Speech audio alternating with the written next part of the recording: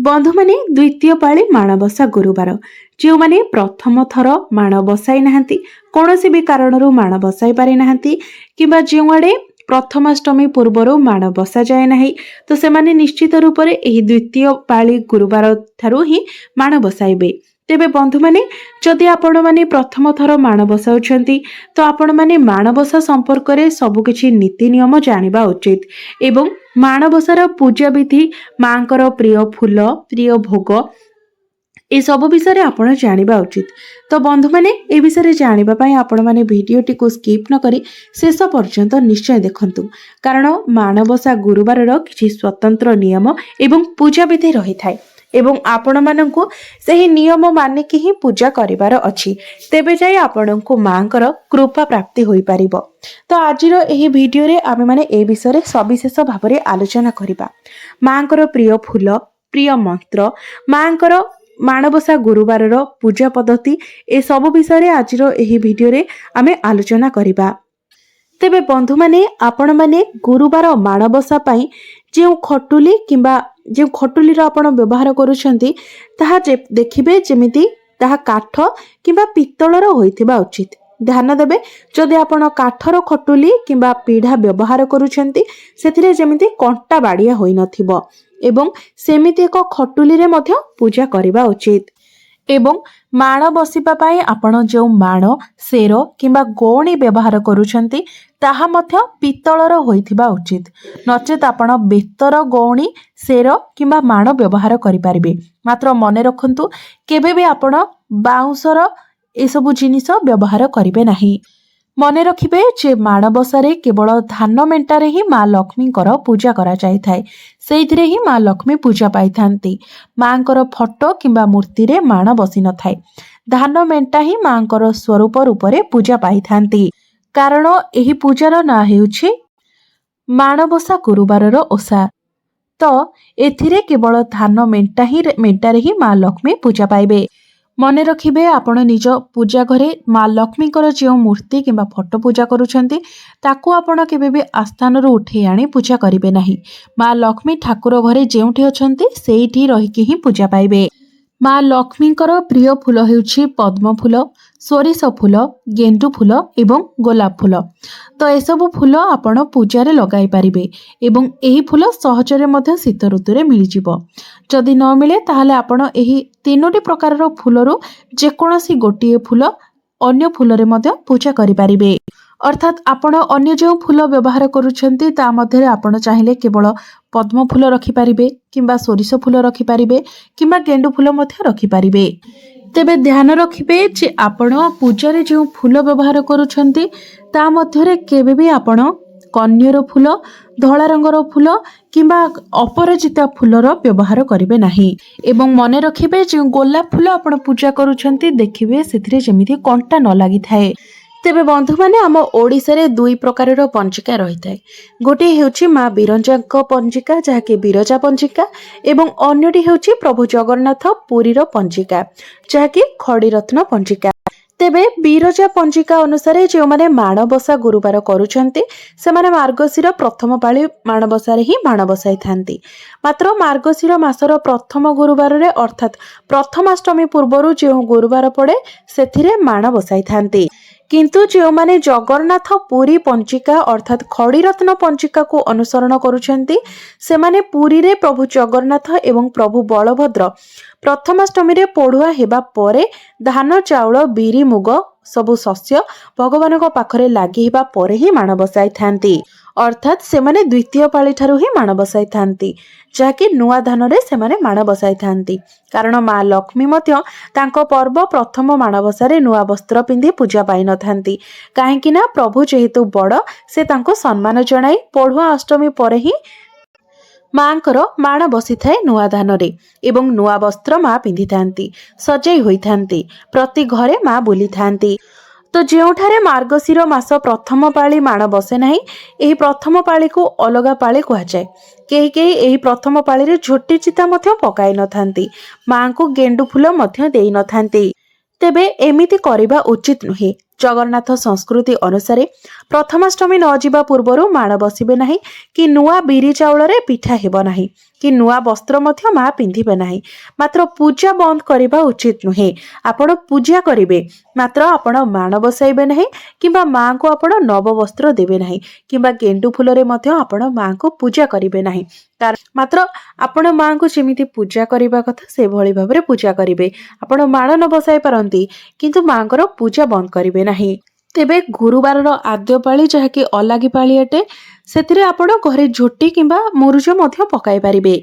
जेमिति आपण वर्षर प्रत्येक गुरुवार दिन मुरुज पकाई थांती सेमिति आपण पकाई पारिबे। प्रत्येक दिन घरर द्वार सामने मुरुज झोटी पकाइबा मध्य आपणक पई शुभप्रद होइथाय जहाँकि आपणक घर को मां लक्ष्मी को आकर्षित करिथाय। तेबे गेंडु फूल मार्गशीर मास पूर्वरु मध्य फुटी थाए तो अन्य पूजा मध्य एहाकू दिया जाय थाए।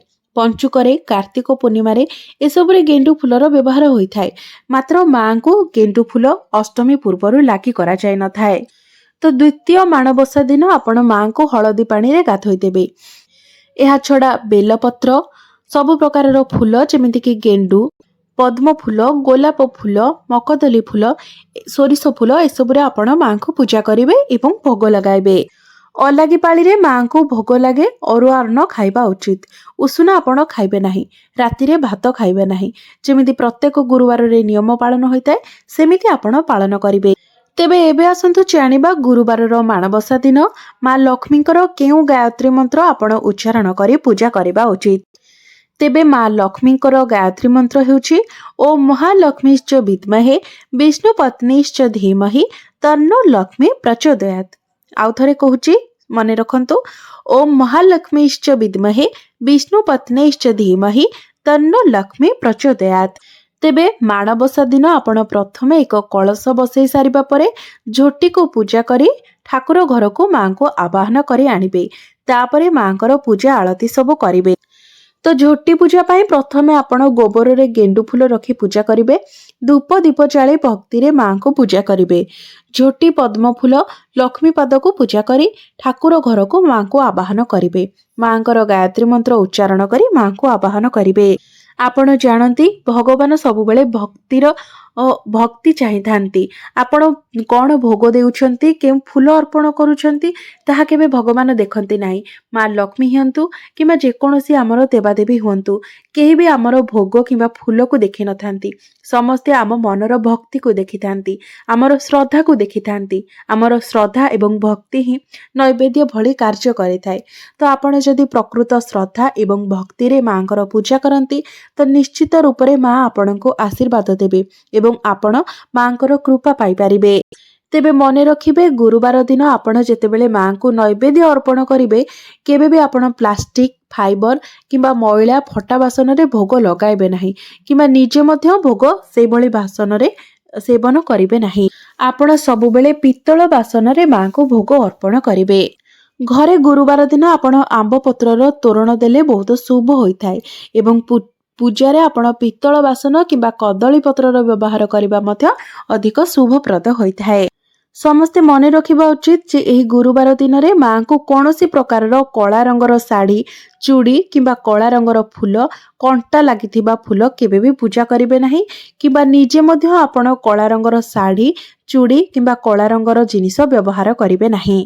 एवं माणबसा पाई जहा सब आवश्यक जिनिस आपण चेष्टा करिवे बुधवार दिन ठारो जोगाड़ी की रखिबा पाई।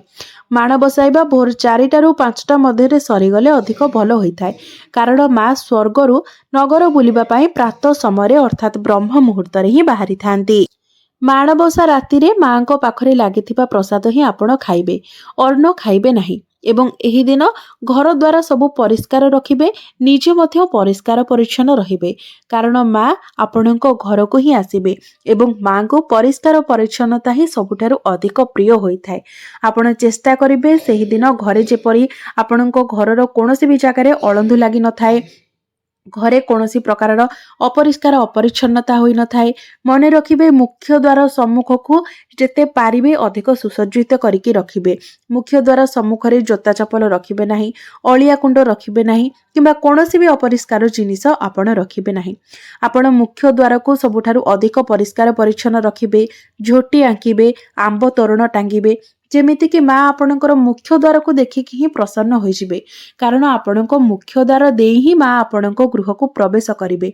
ତ ଆପଣ ଯେତେ ପାରିବେ ନିଜ ଘରକୁ ସେଦିନ ପରିଷ୍କାର ପରିଚ୍ଛନ୍ନ ରଖିବା ପାଇଁ ଚେଷ୍ଟା କରିବେ।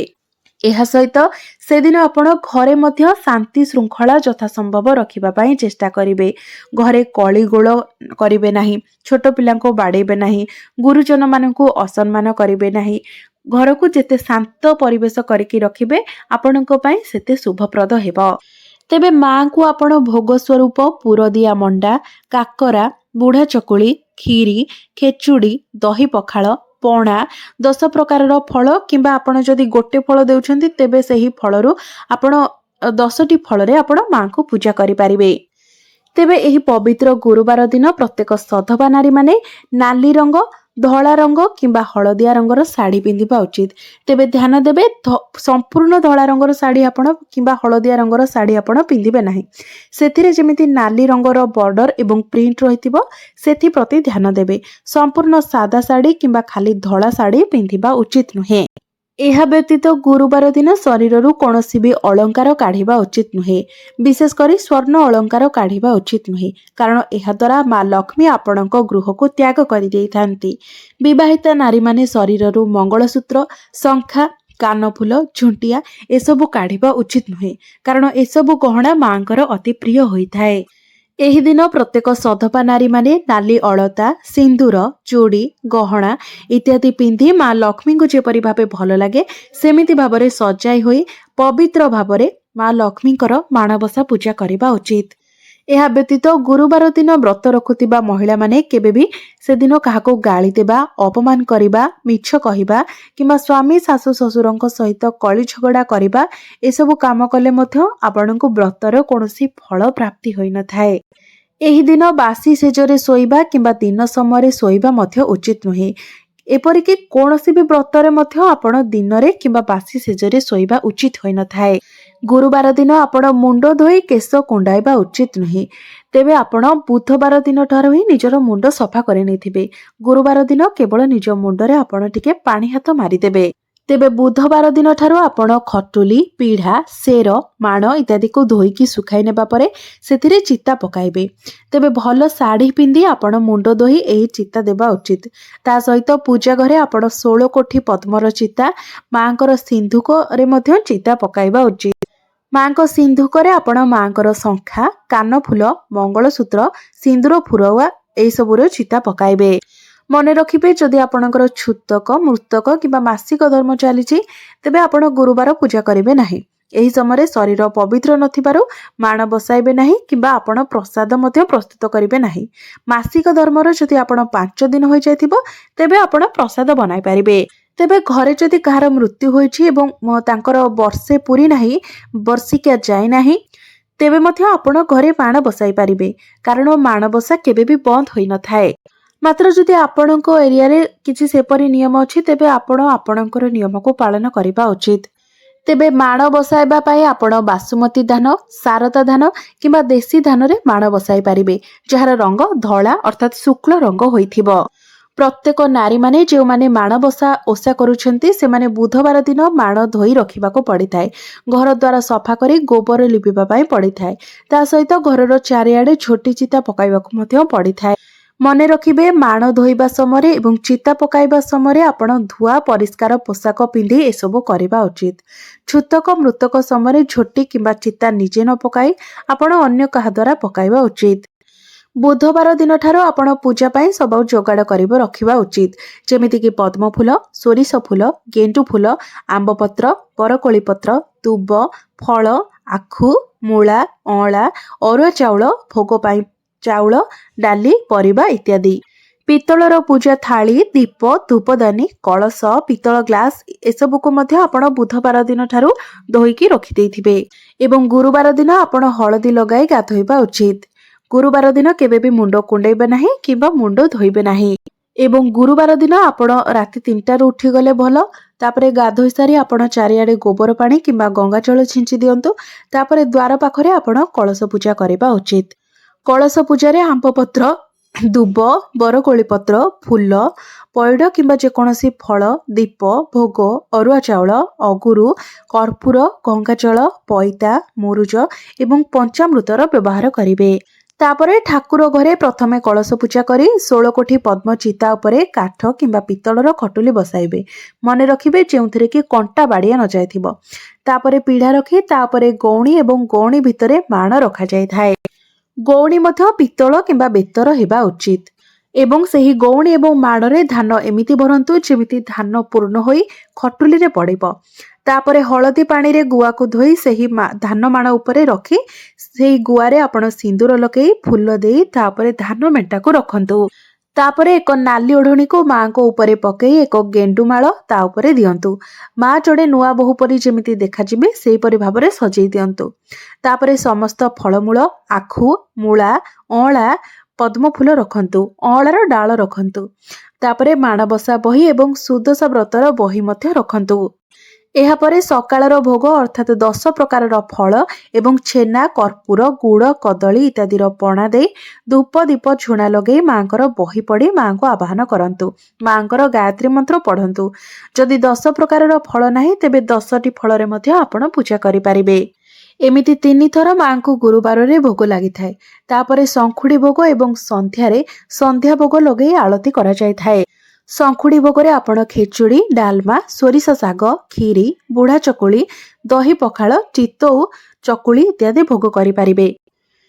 एही प्रसाद को घर लोक माने सेवन करिवे। किंतु बाहा होई जायथिबा झियो घरे प्रसाद सेवन करिवे नाही किंबा बाहर लोक मध्य एही प्रसाद सेवन करिवे नाही किंबा निजे मध्य आपण एही दिन अन्य घरे खाइबा उचित नुहे। तेबे जहार घरे जेपरि भाबरे पूजा विधि रहिछि आपण सेही परि भाबरे पूजा करिबा उचित। उचित नियम रे मां को पूजा करिबा उचित। तेबे बंधु माने मोर ही भिडियोटी जदि आपनकु भलो लागि थाए तेबे भिडियोटी को लाइक करी चैनल टी को सब्सक्राइब करि देबे एवं कमेंट बॉक्स रे जय मां लक्ष्मी निश्चय लिखिबे।